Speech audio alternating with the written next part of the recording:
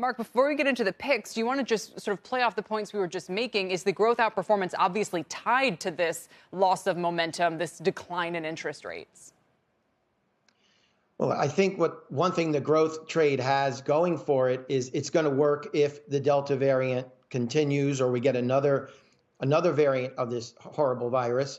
And the growth trade's going to work if the economy expands. It's almost become like a bulletproof utility. And the innovations that these large tech companies are bringing us, they're all very different. They're all diversified. Their lines of business are different, and they're all in the right places of the growing economy.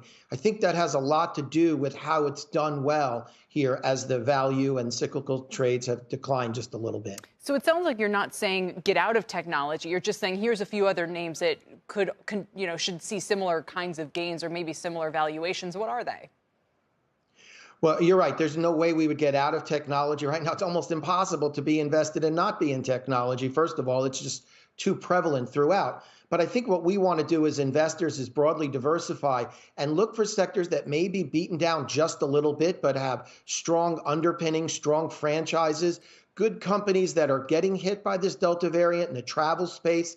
Marriott right here in Bethesda, where we're located, is a great company. They've really taken advantage of new innovation, bringing down their cost structure, extremely well managed.